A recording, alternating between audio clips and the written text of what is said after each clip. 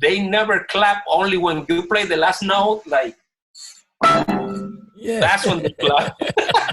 Sirens busy jiving. Guess I'll make my move. Crazy. Ladies and gentlemen, welcome to the Voodoo Room. Today's guest is the quintessential piano player from Venezuela, residing in Brooklyn, New York. I welcome you, Benito Gonzalez. It seems like a million years since we last saw each other. It seems like a long, long time ago, but it was only 3 months ago. Yeah. Wow, I never done this. This is a nice device, huh? Yeah, it's good, man. I mean, you should be talking to all your relatives in Venezuela like this. No, we talk to WhatsApp. The Oh, old what's school. up? Yeah, okay. Okay, well, I am trying to put the hip New York picture. Yeah, well, for sure. Is that an old picture of New York? Yeah. What year is that from? Yeah, I tell you now. I think it's 1964 or something like that. Wow, man, that's awesome. 1964. Yeah. You know, in Australia, you know what Melbourne looked like in 1964? It looked like a desert. Oh yeah? Hold Yeah. There was nothing here, man. 1964, there was like, you know, a couple of small buildings, nothing like that. That's how Melbourne looks now. I like your color scheme. It's good. You got the red, you got the green, you got the gray. Beautiful colors. Yeah, man. So what's going on? What's going on? Well, I'm trying to keep busy, bro. I'm trying to do these podcasts and trying to connect with talented people like yourself. Oh, man. Thank you, man. I appreciate you. Thank you, brother. And, you know, and I'm trying to sort of connect and make sure that we're all in good spirits and we can share some stories together, you know? Yeah, man. So what's been going on over there, man, since I saw you? I mean, besides this whole shit. Well, since you saw me,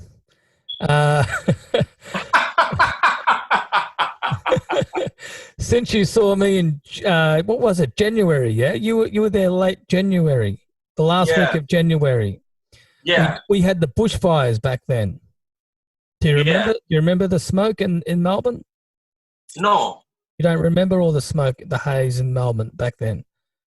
Maybe you missed it. Maybe. Oh yeah, the smoke. Yeah, because I missed the smoke for like a few days. Yeah. Did that affect you, Benito? No, not at all. Not at all. I guess you're used to it in the heavy industrial polluted area like New York, right? Oh yeah, but not at all. It was cool.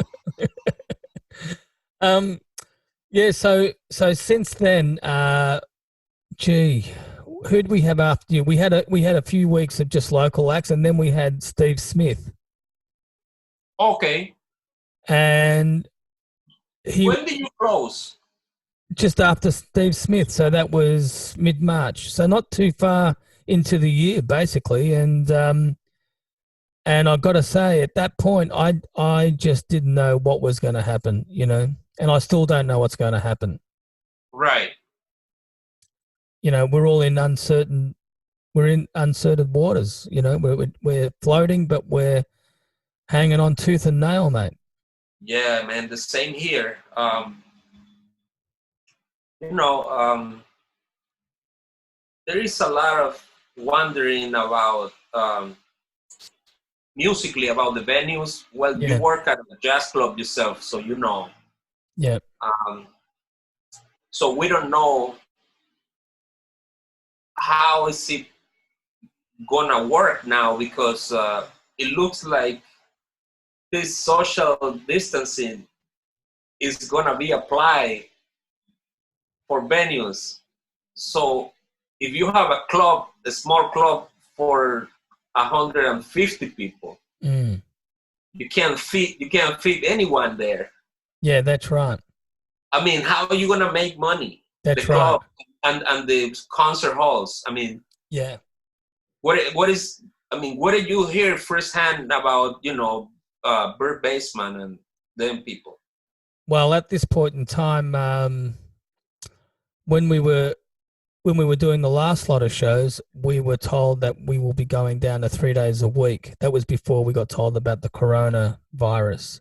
Oh, wow. And international bands were going to be put on hold for uncertain amount of time. So we were already in a different world, and I was dealing with that. So I was really stressed out because I was like, this club is primarily based on international bands coming from New York or wherever in Europe or whatever, but yeah, it seems like things are going to change, mate.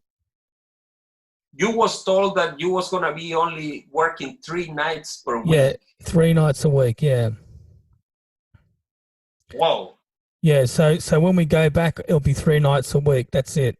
And then I have to find other work. Ooh. Yeah. Yeah, it's going to be a little bit challenging now. Yeah. I mean, we are supposed to have some gigs with Pharaoh Sanders. Yeah. But we don't know. I mean, I don't think, it's going to be challenging to know. I mean, there is a lot of things that we don't know yet. I mean, firsthand, we don't know if we are going to able to perform, I hope that we will able to travel at least this year. Yeah. For,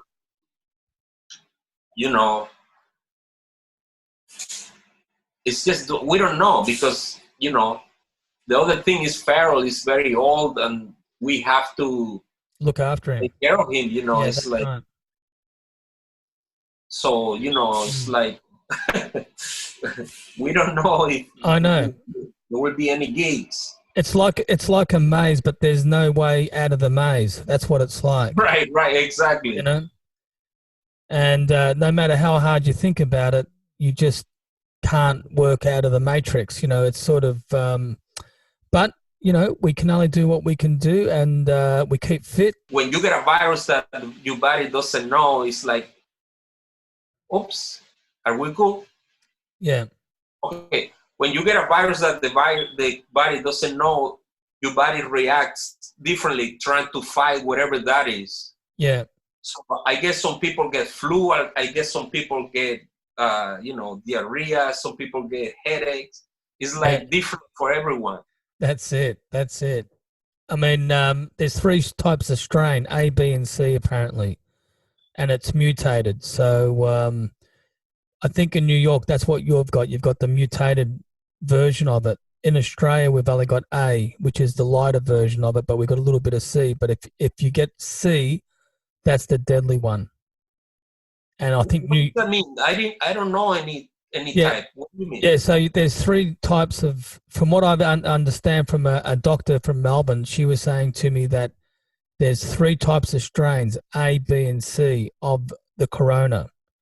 Oh, yeah? So A is okay, wow. It's not too bad, but if you get C, it's all over. So in America and Europe, you guys have got A, B, and C. You got the 3. It's mutated. So what's the difference in between the 3 of them? I don't know. I'm not a doctor, man. I just know what she told me.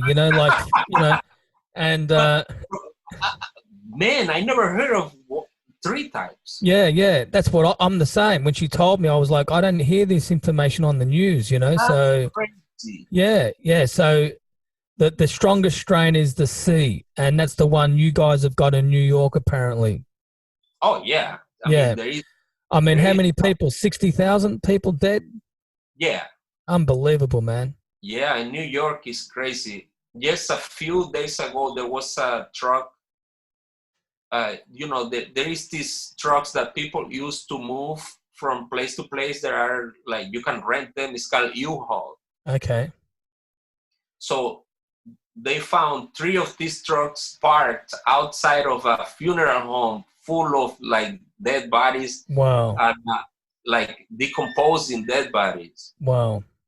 I mean, that's shocking.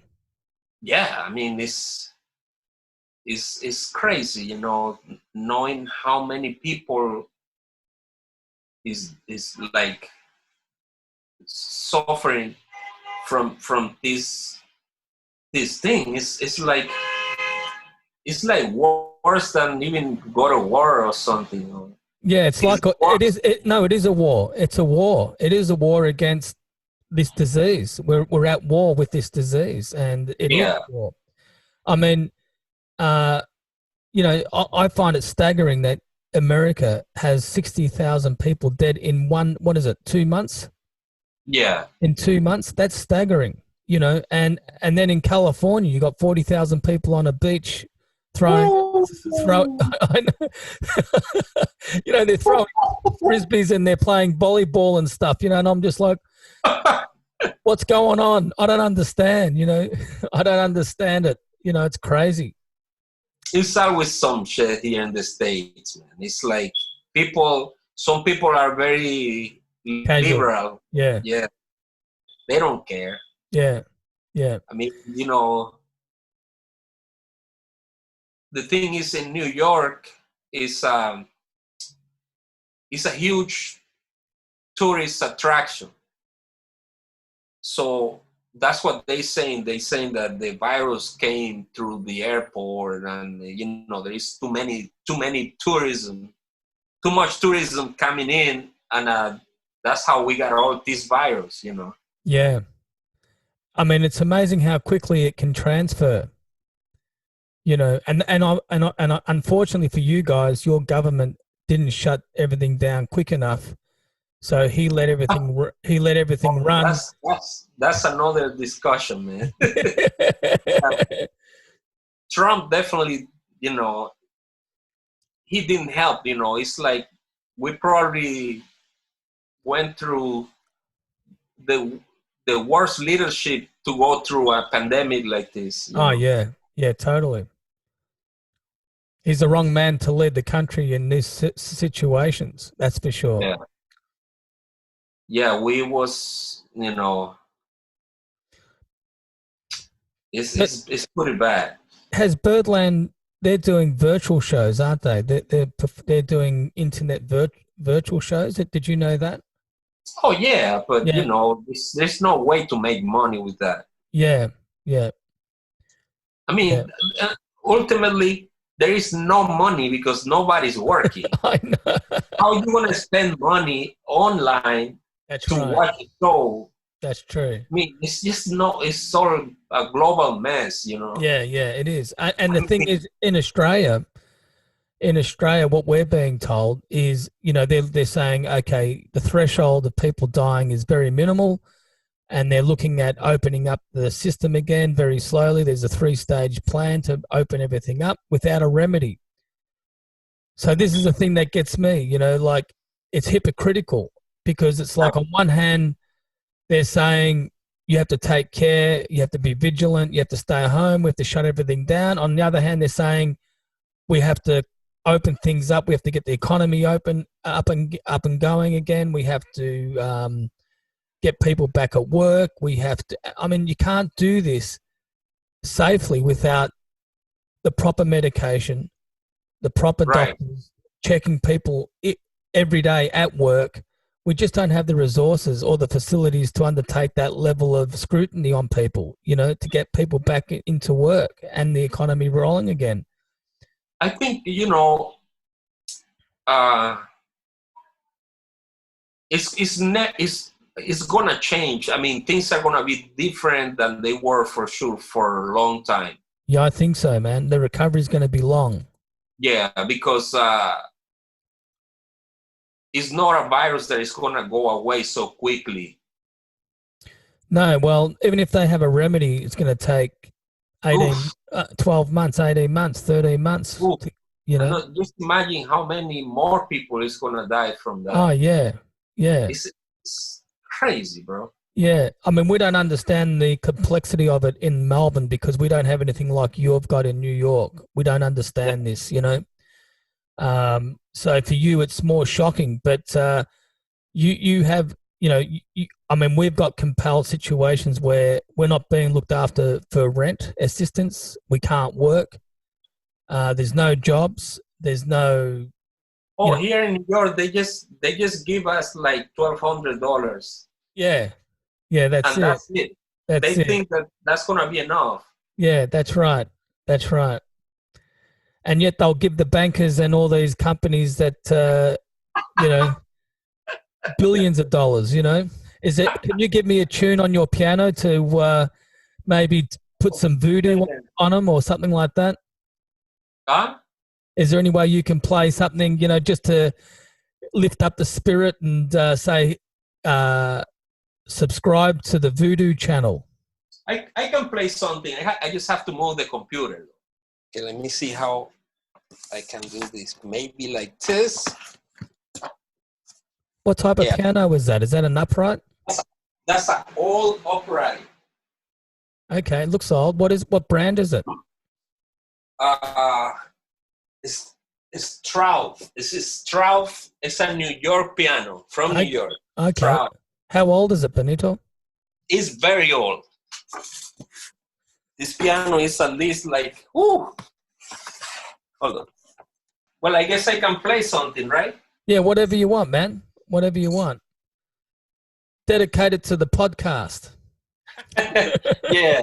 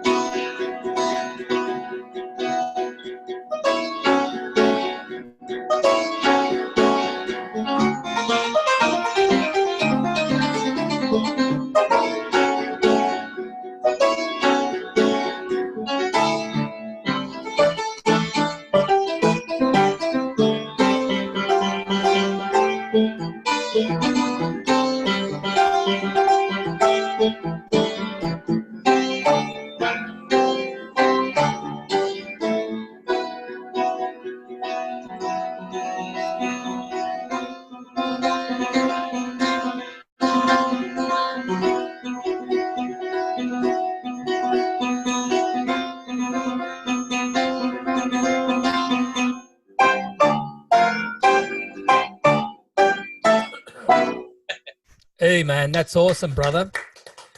That's awesome. I miss hearing your playing, man. It seems like a million years ago that you were playing at Bird's Basement, but it was fun. It was a fun hang with you guys, man. Yeah. We had some great nights. What Have a you good have Smitty, right? yeah? What have you been in contact with Smitty? Yeah, we play together many times. We play with different bands. Yeah, we play a few times before. Is he living in New York as well? No, he lives in Los Angeles. Okay, so he have you spoken to him recently? Uh, yeah. We've been in touch on and off. We play with Pharaoh also a few Okay, times. yeah. I mean, we are supposed to play with Pharaoh in July. Wow. Supposedly, hope if they don't cancel it, Where's this, in America, or is it going to be overseas? it's gonna be all in America. Only America. It's Okay. like we're gonna play in like Minnesota. We're gonna go to San Francisco, Okay. Los Angeles. Yeah. We were supposed to play in Berlin for a week Okay. now in May, but I don't know if I don't think that's gonna happen. No. Forget it. No. May? No. No. We were gonna play almost the whole week, like from Tuesday through Sunday. Beautiful. But Pharaoh is like one of those guys that he will be selling out every night. Doesn't matter. Yeah, that's right. Well, he played there at the basement. He did. He was the first, when I first started, he was the first guy I mixed at Bird's Basement. Oh gosh, I know you enjoy that. I loved it, man. He was awesome. He was. I'll tell you a story about Pharoah Sanders. That my experience with him was, I've got an older brother who's a saxophone player, and when I was a child, he had Karma is the name of the album. Yeah, we play some tunes from that. Great album. But my brother had that album, the vinyl. We still got the vinyl record. And as a child, a young child who couldn't speak English and all that, I remember pulling it out of the record holder, right, and looking at it and putting it on the turntable and listening to the because those songs went for 20 minutes, man. Some of the it's about it's about 20 minutes, right? It's something like that. It's only 4 tracks and they all go for 20 minutes or something, or actually a bit more. But I just was so spellbounded by the sound of that, because it just took you in with the sounds of the horns and the melody and the breakdown of the songs. That's what struck me the most about that. And to work with him many years later was like, it was surreal, because I remember specifically as a young boy taking out his record and that's how crazy the universe is, man. Yeah. You know what I mean? Yeah, totally. I agree 100%. I mean, for me, I was very surprised, and when I got the phone call to play for that group, yeah, he's one of those guys that he doesn't talk so much. No. he only he fills you out, and if he likes you, he likes you, and that's it. He doesn't talk so much. Yeah, that's it. He fills you out, and he likes you. Yeah. And he doesn't like you, he will let you know somehow, Yeah. It's like, yeah. He's so he doesn't muck around. Yeah. He doesn't muck around, yeah. Exactly. No, man, I was very glad to come back, to be back down in Melbourne. I like the audience there. It's like I felt like one of those audiences, like when we go to Paris or or in London also. I can compare that one, like the one in London, like at Ronnie Scott's, yeah. It's such a like power, but also intimacy. Yeah. And the crowd is very powerful, Like everything that we play, you had good response from. Yeah, and they Yeah. were listening to it. Yeah. You know, that's very special. You know, Yeah. that was definitely one of my favorite clubs to play in the world. Fantastic. And you did a great job with man. The sound is incredible, bro. Thank you, brother. I appreciate it. No, I appreciate it, man, because you make very easy what we do. Thank you, Benito. I know. Yes, Smitty was very happy with the sound, with Yeah. the whole thing. The club was amazing, man. Yeah. I know it's not easy nowadays to like really run a jazz club like that. No. That's right. It's very expensive, and it's a real shame that money plays a massive part in all of this. Because what we get back in cultural relevance is more than money can offer, I believe. Right. We get people we would never see in Melbourne, perform.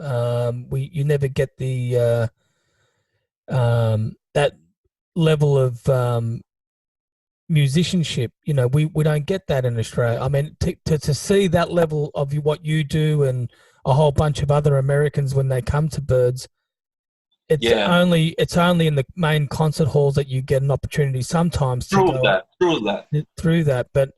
But I think a club's a better place to see that type of. I prefer a smaller club because you get that intimacy, like you said. You get that connection, you get that vibe. And to me, that's what it's more. It's more about that than playing in a big concert hall. I mean, they've both got their both good points. But yeah, totally. I remember back when I used to play with Kenny Garrett. Yeah. Our best shows were always in the smaller clubs. Yeah. I mean, we had some good ones like outside, like big ones, like the North Sea Festival. I remember it was always big deal, but the sound was always different. But when we play in the smaller venues like Ronnie's, or like when we play, I remember when we used to play in Boston, like we used to play at this club called the Regatta Bar. Mm-hmm. And the crowd is like right next to the stage. It's like the stage is here and the crowd's right there. Yeah. And and that's when we used to have such a great connection. Yeah. Not just the band members, but also with the crowd. Yeah, that's it. Also at Blues Alley in DC. Also, in Washington DC, we used to play at Blues Alley. The crowd was an amazing response. Yeah. I really would have loved to play with Kenny Garrett at the Bird Basement. That would have been so crazy. Yeah, totally. Woo. I mean, you came to Birds originally with Eric White. Yes, the first time, and we play some really cool tunes. We play some tunes by Kenny originals. We play some Sonny Rollins. Yeah, we had some good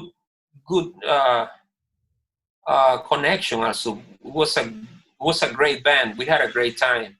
Yeah. I wish. I hope the best for the club, really, man. Yeah, thank you, man. Yeah, because we need venues like that. Yeah. In music, not just jazz, but because you guys did a lot of different genres. Yeah, genres. Yeah. But not just jazz, but music. Yeah, I mean, that's right. This venue was like, wow, great crowd, man. Yeah. I mean, I think you kind of like you develop this crowd by week by week and just promoting and doing all the work. Yeah, I think the sometimes the community take it for granted. Sometimes they go, there's so much choice on the internet, on going to see a film, going to a sporting event, whatever it is. There's so much choice, and to try and find your place in the world within that massive realm of possibilities that people can tap into. That's really difficult, you know, because what we're doing, what you're doing, really, what you're doing, it's not me, it's what you're doing, is it's spiritual. It's a you know, it's a spiritual connection. It's you're playing music, you're transferring those sound waves to the audience, and you're embellishing their reaction, and you're playing off their reaction. So that's something, you know, money can't really pay for that. That's something more than money. That's something more than, that's culture, you know, that's something else, you know, that's true. You know, and it's hard to explain that to people. It's hard to educate people that that's what because unless you're open to it, you won't get it. You know what I mean? Right. Yeah. Like, have you played in China before? Yeah, I played in China a few times. Yeah. Did you find the crowd disconnected to what they were, you know, to what you were playing? No. They were good. I mean, it's definitely different. Like, for example, in Japan also, but they only clap towards the end. Yeah. They don't scream during the songs like they do at Bird Basement or in New York. Yeah. No, they don't do that. They don't. So it's right at the end when you finish the song. The song. Okay. Like, let's say we play a 20-minute song, you know, like we do. They never clap, only when you play the last note, like, that's when they clap. But are they taking selfies while you're playing and all that sort of stuff? Not so much. Not so much, okay. No, after this show, they will come and try to get their pictures done. Yeah. After the show, you know, they are very respectful in those countries. Yeah. Especially those Asian countries like you know, Japan, and also you know, China is Shanghai was amazing. Shanghai is like a huge, it's a big elite of music and great musicians. We play also in Beijing. We play in Beijing 2 times. Were they 5 nights? Were you playing 5 nights at these venues in China? Yeah. They were 5 nights, so Tuesday to Sunday. You mean? So you were playing Tuesday to Sunday in Shanghai, Tuesday to Sunday in Beijing? No. You know, the times that we play in Beijing was concert halls. We played one shot. That's it. Yeah, wow. And in Shanghai was the same. It was the Shanghai Jazz Festival. Okay. Yeah. Yeah, so that's different to a club. So you I love playing in clubs much better. Yeah. You have time to like really, like, you know, to especially work out the music and also to rest, you know, because, you know, China is like sort of like Australia is like 12 hours different. Yeah. So, you know, it's hard. Yeah. I'm going to play another tune, bro. Okay, brother. Yeah. You do whatever you need to do. We gotta fight this virus with music, man. That's it, man. Yeah, we gotta fight this virus with music, you know. Yeah. It's gonna go away with music, you know. Absolutely. Yeah. That's the voodoo. Yeah.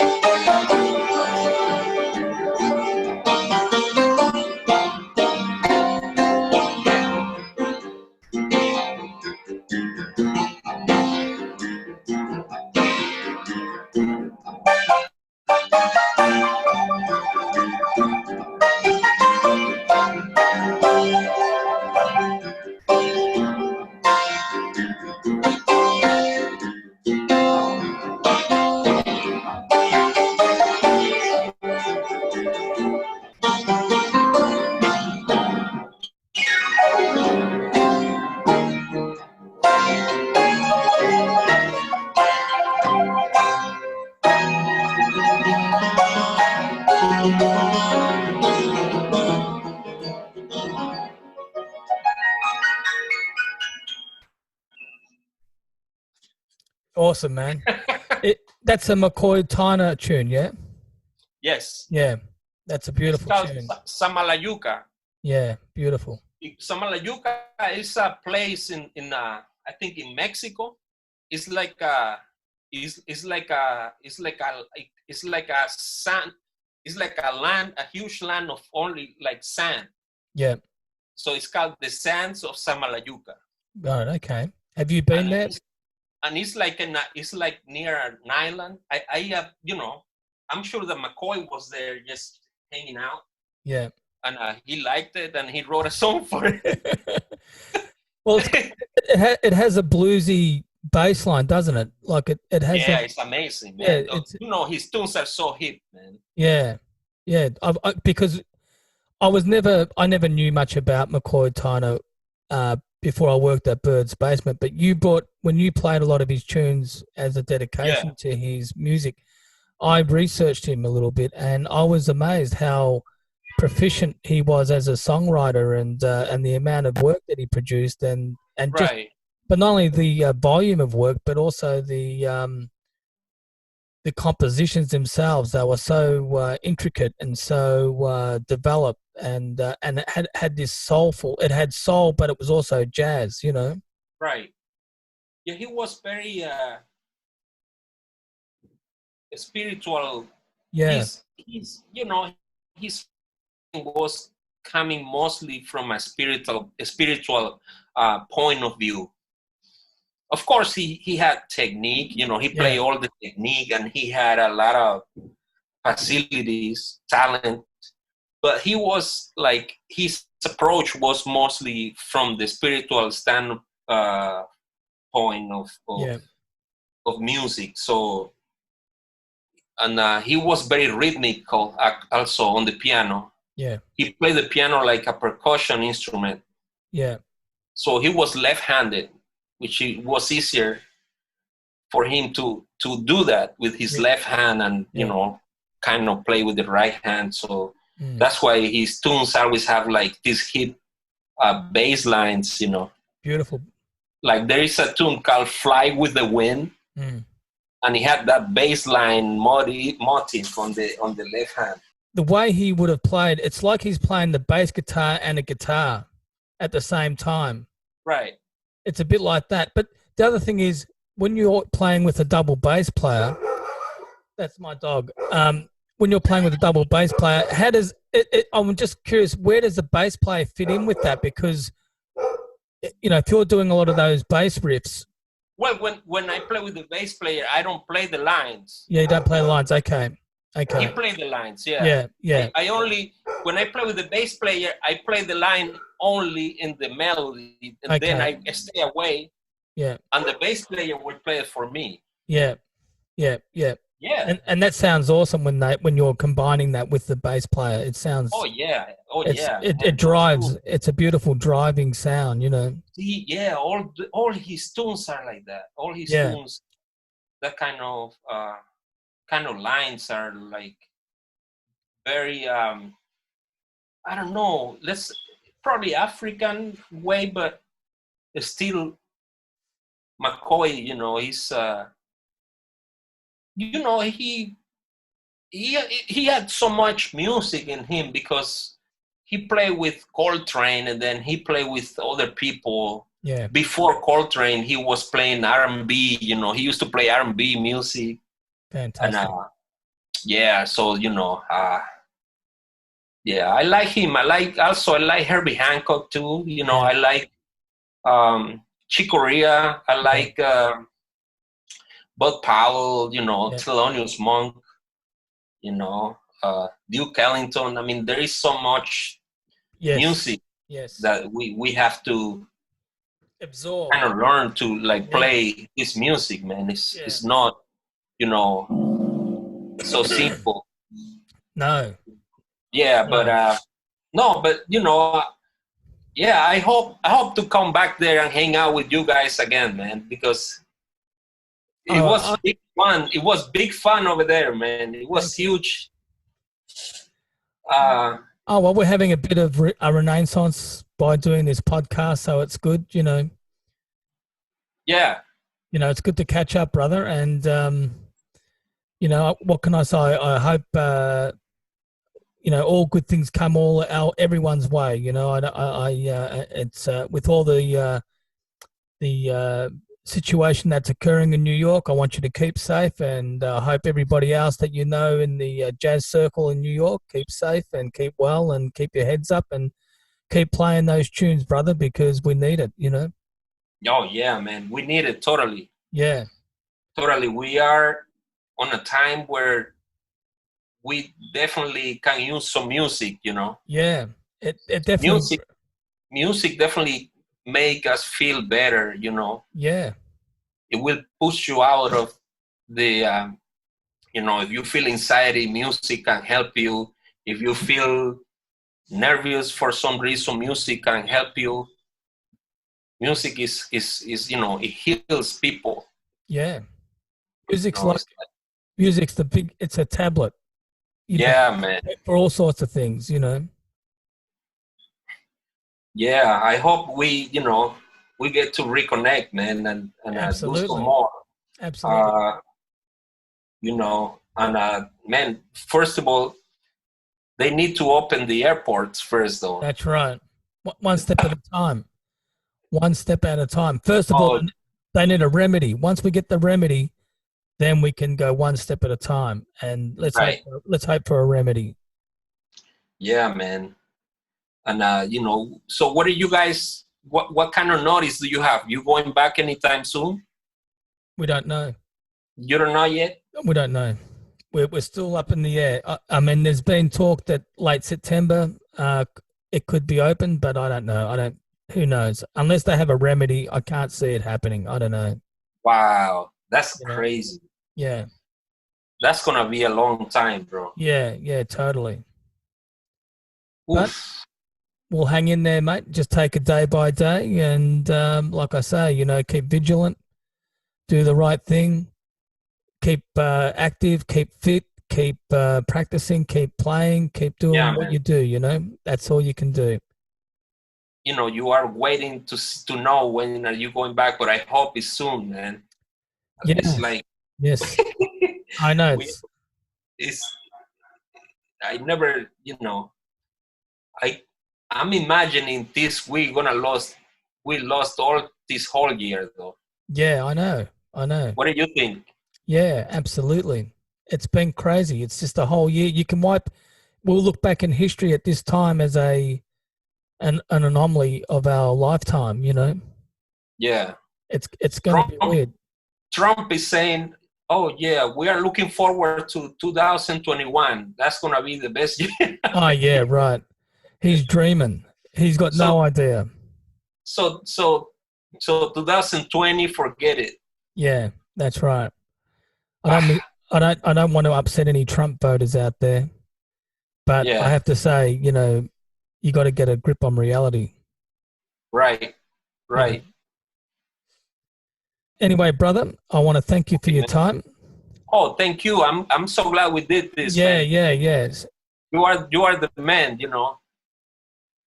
You are the man. You are one of the cats that besides doing that great work with the sound, man. You are a very true, honest guy. And I can see that, and also I can hear it through what you do. Yeah, thank you, man. And and I didn't know you was doing this. It's a great thing. Yeah, I've been having fun watching it. Yeah, it's good fun, right? That's why I do it, because I want to bring some goodness to our lives. Musicians' lives or audio engineers' lives. We've got a lot of stories, and it's good to get people to listen to these stories. I think, because they're good stories. Right. You can learn a lot. You can learn about Pharoah Sanders. You can learn about Benito Gonzalez. You can learn about coronavirus in New York. Oh man, yeah, this definitely here. You can learn a lot of stuff. Yeah, that's it. Oh wow. People in bags and trucks. It's a big way. It's a big deal. We are learning. We are learning here about it every day. Every day, some new thing happen about coronavirus that you didn't know. Yes, I know. And it's kind of like, it's like doctors are saying that you should stay inside too much, because the viruses outside are the ones that really defend you from bad ones. You know what I mean? Right. Yeah. So you need to be in contact with the nature and other people and get this virus. It's this virus that you get that help your immunity. Yeah. So doctors are saying when you stay inside so much, you're more. Your immune system is not as strong as when you are outside. That's which means that when you start going outside, they said there will be a lot of sick people because of that. Yes, indeed. Also, the other thing important they said is that if you use this mask, while you have coronavirus, it will probably not allow you to recover so quick as you know, because you are breathing and letting that inside in there all the time. So it's like it's very difficult to hear all of this, and this comes from doctors. Yeah. You know. Yeah. And listen to the sirens. There's like sirens going through every 5 minutes here. I know, it's crazy, man. That's the ambulance. Listen to it. That's crazy. There's like 3 of them. Look. Yeah. There's 1, 2, or 3 of them. Yeah. That's every day here, bro. Every day. Yeah. I live in Brooklyn. Yeah. And this is every day, bro. Every day. So it's kind of like, listen. Yeah. It makes you wonder, man, I be praying, man, I hope somebody won't die tonight, you know. Yeah, that's right.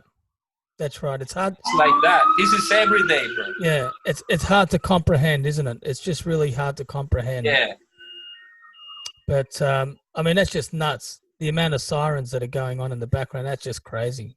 Yeah. You know, well, let's hope for the best, brother. We talk later. Okay, you look after yourself and have a good run. Take it easy. You too, man. Bye, mate. Only one place left to flee when voodoo strikes. It'll tear apart your head when voodoo strikes. You wish that you was dead when voodoo strikes. It'll tear apart your head when voodoo